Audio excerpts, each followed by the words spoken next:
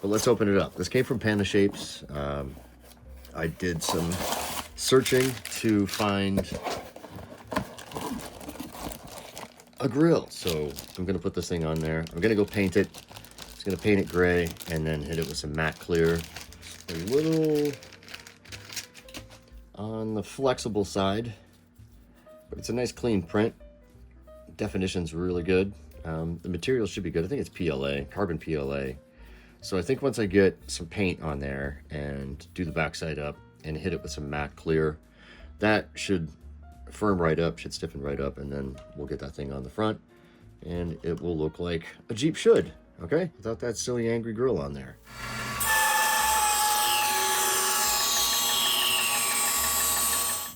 First coat is on, it's just gloss, and as you can see, there's still a little bit of lines. So I'm gonna sand this down just one more time, kind of knock some of that down. It should fill that in, and I will go hit it again with another coat of gloss, and once it dries, I will hit it with some matte clear to kind of flat that out to sort of match the rest of the paint. So there you go, looking pretty good. Oh, and it did kind of stiffen it up a little bit, but you know, it's obviously it's thin, and I also didn't paint the back. But anyway, just a little bit of sanding and I'm gonna second coat it.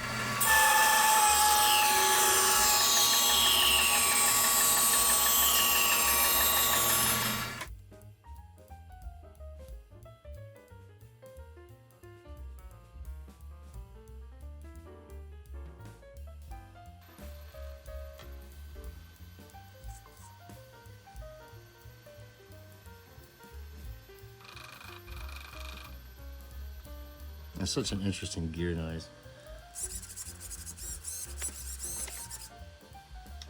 Anyway, flashers. Why do they do flashers? Anyway, you can see that I put diffusers in there.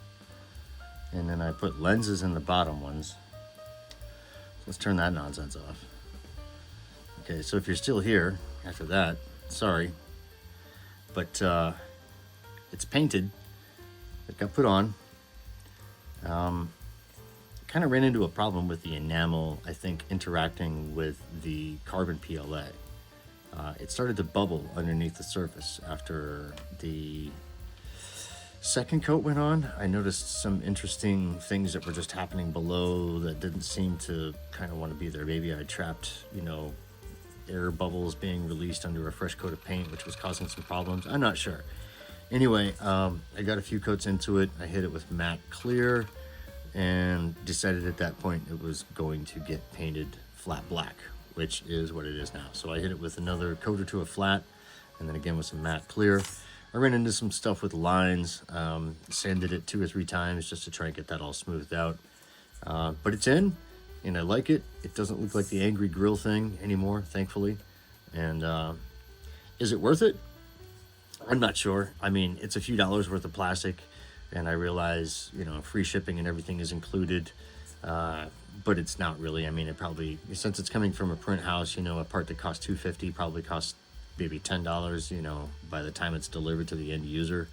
And then you've got, did I hit, oh, no way. I haven't hit lipo cutoff in this thing yet. I finally did. Anyway. Look how loud that thing is, humming away, the fan. I forgot what I was even talking about. It doesn't really even matter.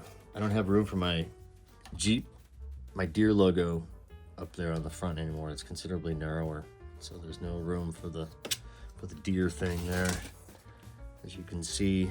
But it doesn't look bad. It kind of sticks out a little bit on the corners, sort of protrudes a little bit from the front, whereas this piece definitely was very seamlessly, you know, whatever, connected. Am I pleased? Sure. It doesn't look like an angry grill anymore.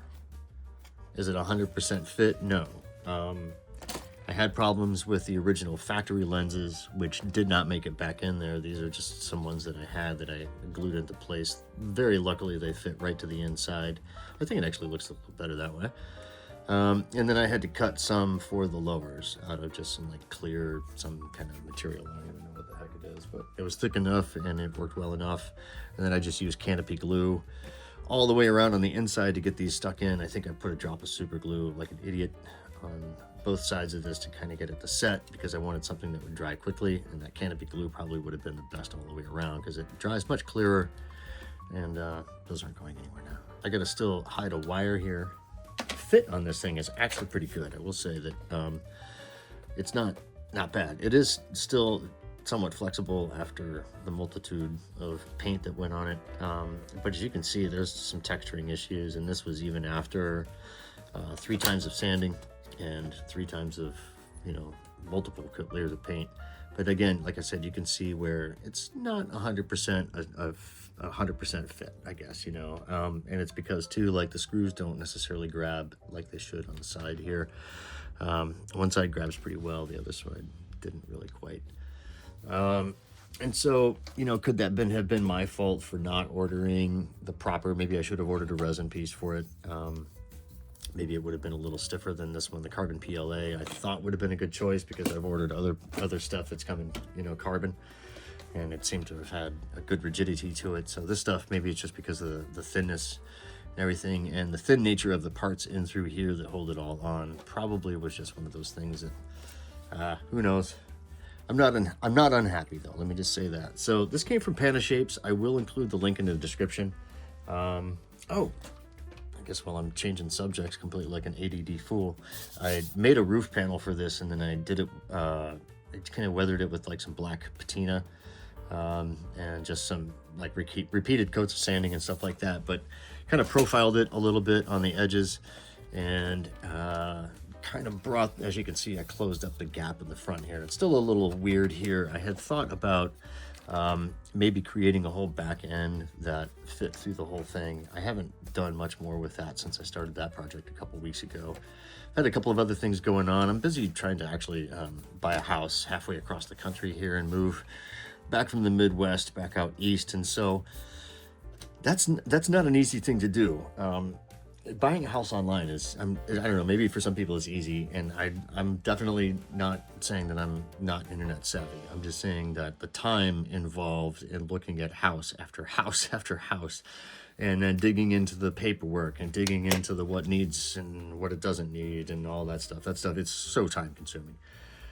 So I've been working a lot on that. That's actually a big priority to me right now. Possibly pulling up roots here and getting back out there sometime soon. So doing little projects in the meantime like this just to keep me sane on my favorite. I know I built that Wrangler, that 4-door, and took it to Wisconsin, and ran it on Lake Michigan, and that's like the only time I've run that thing since. But this really quickly became like, I don't know, my summer ride, I guess. I like this thing a lot. I like the other one because it looks just like mine, and I just turned it into a shelf queen. Plus, it doesn't have a driver, and it doesn't have running boards on it yet. It's really not quite ready to totally be run like this thing is. So, super psyched on this. I love this thing. I love the look of it. I really do. I think they did so good with this one. And then if you saw at the beginning of the clip, then I was running that like kind of slow back and forth. A lot of people said that this doesn't have FOC on it. I want to remind everybody, if you dial this thing down to about 25 to 20 something, 7-8%, somewhere in there, somewhere around in that first quarter of range, slightly more than that, it will slow crawl as good as anything you've ever seen. And you get a little bit of a top end on that because it was kind of like a first, second, third gear without having the thing go straight to like 6th gear from the second you pull the trigger. So anywho, thanks for watching. Sign up for more if you want. Coming up on 3,000 subscribers. Thank you all so much. Talk me into giving. Oh, look at this. This is what I'm talking about. Okay, look at this. So when I said that this wasn't very well secured on this side, and it's because this is actually the plastic piece that the screw was supposed to go through. So that somehow just fell out of the inside. So sad, kind of some womp womp there, but again, the thing's in place. I don't think it's going to go anywhere, you know, as long as it doesn't take any front end impacts, which would be pretty hard to do with the bumper and everything else in place. So that little thing isn't going to break my heart. I think it's held on in a couple of other spots. So, but yeah, that's, you know, I don't know. Would I order another one in the same print? No.